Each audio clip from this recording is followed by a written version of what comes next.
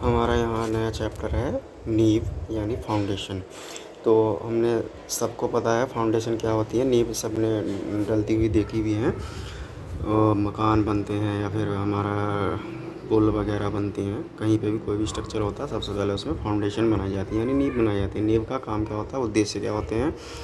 नींव देखो यहाँ पे लिखे हुए हैं पर्पज ऑफ फाउंडेशन, मतलब क्या है, किसी भी बिल्डिंग का, किसी भी स्ट्रक्चर का पूरा भार नींव पर आता है और नींव से क्या होता है, वो अर्थ यानी ज़मीन को, सॉइल को ट्रांसफ़र हो जाता है। यानी टोटल क्या होता है, कोई भी मकान है उसका खुद का भार या उसके ऊपर रखा गया कोई सा भी भार, वो सारा भार जो है बीम और कॉलम के थ्रू ट्रांसफ़र होता है कहाँ पे, फाउंडेशन में, नींव में, और नींव से ट्रांसफ़र हो जाता है सॉइल में, यानी फाइनली सॉइल उस भार को सहन कर लेती है। तो ये उसके उद्देश्य होते हैं। नींव के स्ट्रक्चर को बिना डैमेज किए हुए, बिना किसी क्षति पहुंचाए सारे लोड को सहन करके अर्थ में पहुंचा देना, ये नींव के उद्देश्य होते हैं। बाकी पॉइंट वाइज ये पढ़ लेंगे हम। उसके बाद हम यहाँ देखते हैं, उसके बाद आता हमारा काउजेज़ ऑफ फेलर ऑफ फाउंडेशन। नींव के फेल होने के क्या क्या कारण हो सकते हैं। देखो इसमें पहला कारण है अब मृदा का असमान निस्दन यानी अनयूनिक सेटलमेंट ऑफ सब सॉइल। इसमें क्या होता है कि जो हमारी मृदा होती है, मिट्टी होती है, वो क्या होती है, जैसे बारिश हुई या फिर पानी आया या फिर नमी आ जाती है किसी भी कारण की वजह से, तो क्या हो जाता है, वो लूज़ हो जाती है। लूज़ होने की वजह से क्या होता है, वो कई बार सेटलमेंट हो जाता है, धंस जाती है नीचे की तरफ ज़मीन। तो ये जो धंसाव होता है जिसके कारण ज़मीन हमारी नीचे बैठ जाती है, वो हमारा होता है अनयूनिक सेटलमेंट। मतलब कहीं से तो बैठ गई, कहीं से वैसी की वैसी है जैसे है। मतलब हमने क्या करते हैं, जैसे हम मकान बनाते हैं, कुछ भी स्ट्रक्चर बनाते हैं, हमने नींव खोद दी, फाउंडेशन के लिए हमने ज़मीन खोद दी, उसमें हमने फाउंडेशन बना दी। अब क्या होगा, सडनली बारिश होगी, तो बारिश की वजह से क्या हो गया, या बारिश ना भी हो, लोड पड़ा ज़मीन पर, तो क्या हो गया, कहीं से तो वो बैठ गई नीचे, गड्ढा हो गया, और कहीं पे वो वैसी है जहाँ पे हमने नींव बनानी शुरू की थी।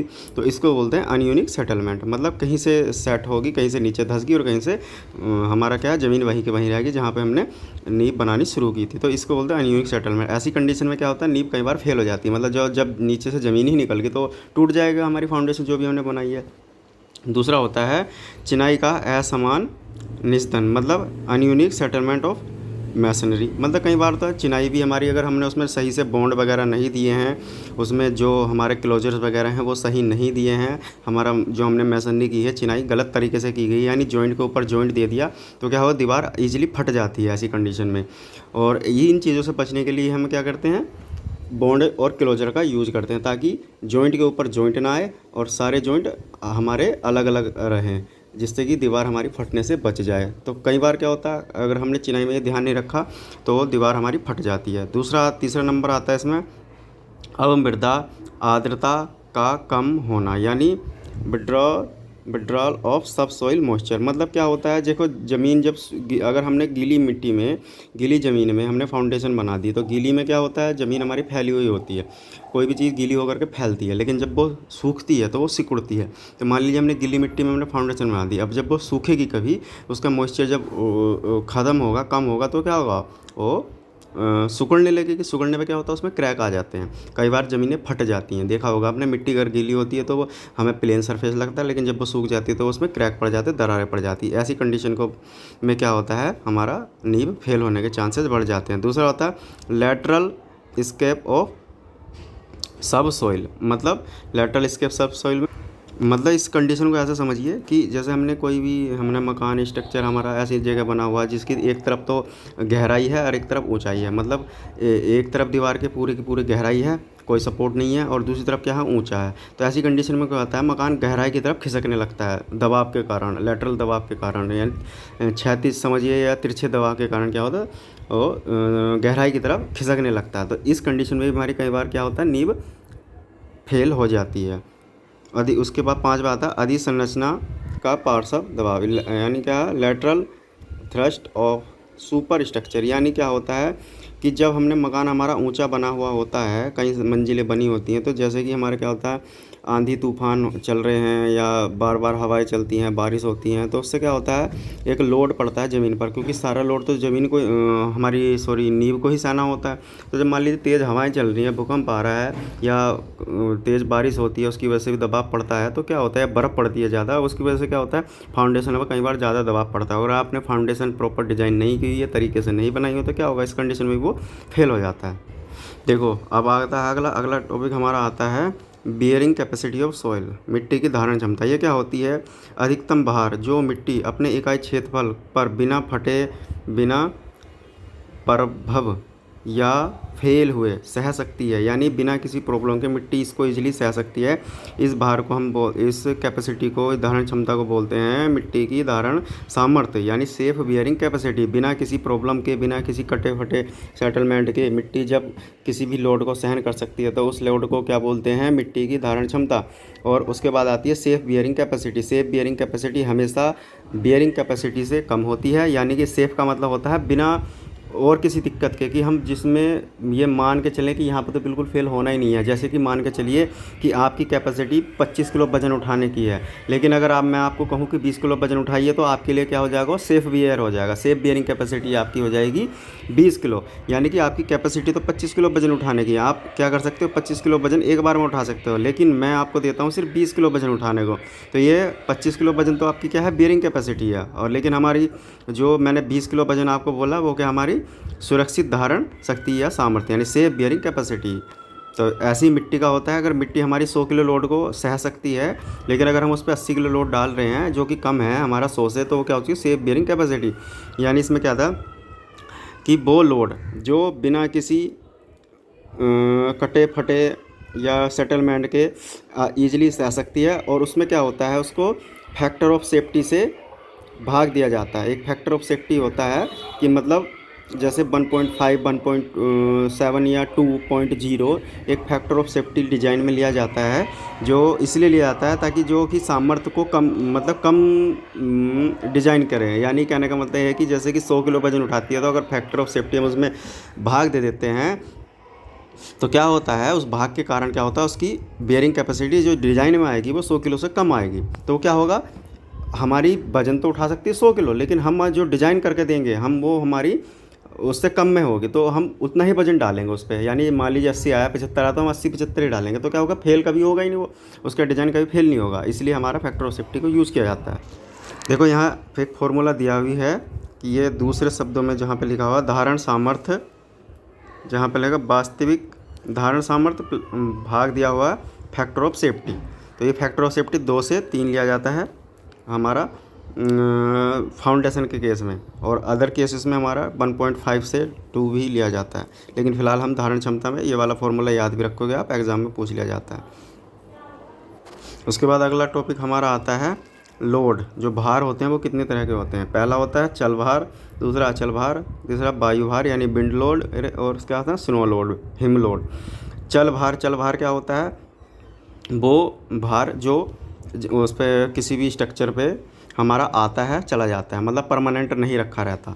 यानी जैसे कि इंसान हो गए, भवनों पर रहने वाले मनुष्यों का भार, फर्नीचर का भार, अन्य किसी ऐसी प्रकार का भार चल भार के अंतर्गत आता है। यानी जो भार आप कोई भी चीज़ें रखते हो फिर उठा देते हो, जैसे हमने कोई चीज़ सामान रखा मकान में और हमने जब तक यूज़ किया उसके बाद उसको हमने हटा दिया, वैसे ही इंसान है। आज हमारे घर में 10 लोग हैं, कल के दिन को 15 होंगे, परसों दिन हो सकता है 4 रह जाएं, है ना, कोई कहीं चला जाता कोई चला। तो ये सब लोड क्या है, चल भार है। चल का मतलब चलना, जो लोड आए जाए, जो परमानेंट एक जगह स्थिर ना हो सके, ऐसे लोड को क्या बोलते हैं हम, चल भार होता है। दूसरा आता है हमारा अचल भार, डेड लोड। डेड लोड में क्या होता है, डेड लोड वो लोड है जो परमानेंट होता है, जो एक जगह स्थिर रहता है, जो कभी नहीं बदलता है। ऐसे लोड को क्या बोलते हैं, डेड लोड बोलते हैं।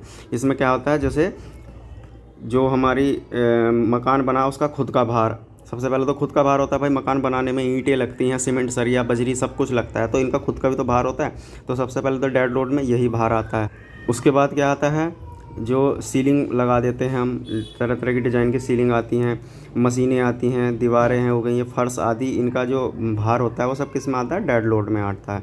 यानी जैसे हम कुछ भी और एक्स्ट्रा चीज़ें लगा देते हैं शो के लिए, डिज़ाइन कर देते हैं, फर्श पर हमने टाइल्स लगा दी, पत्थर लगा दिए, है ना, ये सारी चीज़ें क्या आती हैं, हमारी परमानेंट लोड में आती हैं, यानी डेड लोड में आती है। जो लोड एक बार रखा गया तो रखा गया, वो फिर कभी नहीं बदलता, वो परमानेंट ही रहना है, तो उसको क्या बोलते हैं, डेड लोड बोलते हैं। विंड लोड क्या होता है, विंड लोड मतलब जो तेज़ हवाएं वगैरह चलती हैं, जैसे कि किसी एरिया ऐसी होती है, हमारा राजस्थान वगैरह हो गया या हिली एरियाज हो गए, जहाँ पर आए दिन हवाएं चलती रहती है, तूफान चलते रहता है, तो ऐसे केसेस में क्या होता है, हमारा ये विंड लोड को भी डिजाइनिंग के टाइम पर अंडर एस्टिमेट किया जाता है। तो क्योंकि ये क्या है,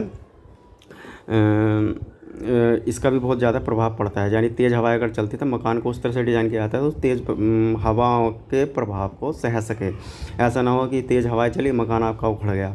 दूसरा हमारा आता है इसमें अगला जो लोड होता है हमारा, स्नो लोड। स्नो लोड मतलब जो बर्फ़ गिरती है उसका लोड। देखो जहाँ ये नॉर्मली हमारा प्लेन एरियाज में तो होता नहीं, लेकिन जैसे कश्मीर वगैरह हो गए, यहाँ पे क्या बर्फ़ पड़ती रहती है, तो यहाँ पे छत को और मकान को और फाउंडेशन को इस हिसाब से डिज़ाइन किया जाता है ताकि मैक्सिमम बर्फ़ जो गिर सके उसके लोड को भी वो सहन कर सके, क्योंकि बर्फ़ में भी तो खुद का वजन होता है ना भाई। अब जैसे हमारा क्या होता है, पहाड़ों पे बहुत ज़्यादा बर्फ़ गिर जाती है, तो अगर आपने छत कमज़ोर बना के, तो छत तो आपकी टूट जाएगी, क्योंकि उस पर बर्फ़ का इतना सारा लोड आ करके गिर गया। तो इसीलिए पहाड़ों पे हमने देखा होगा ढालू छत बनाई जाती है ताकि बर्फ़ गिरे तो फिसल के नीचे की तरफ गिर जाए, है ना। तो ये सारी चीज़ें ध्यान में रख करके डिज़ाइन किया जाता है। उसके बाद आता है हमारा अगला टॉपिक, टाइप्स ऑफ फाउंडेशन। ये टाइप्स ऑफ फाउंडेशन, देखो इसमें कई तरह की हमारी फाउंडेशन दी हुई है, इन सब के नाम याद रखोगे।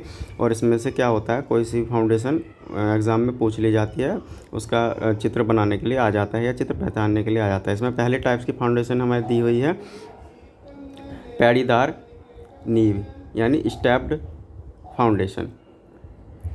सॉरी, पहली हमारी दी हुई है स्प्रिड फुटिंग फाउंडेशन।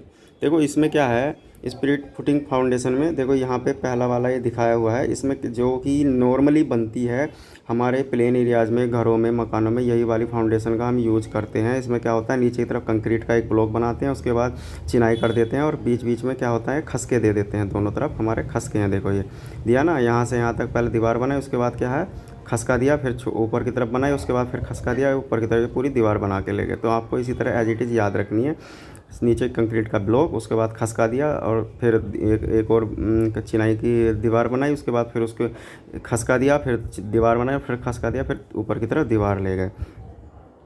ये हमें दोनों स्ट्रक्चर याद रखने, अपनी नोटबुक में आपको बनाने भी हैं।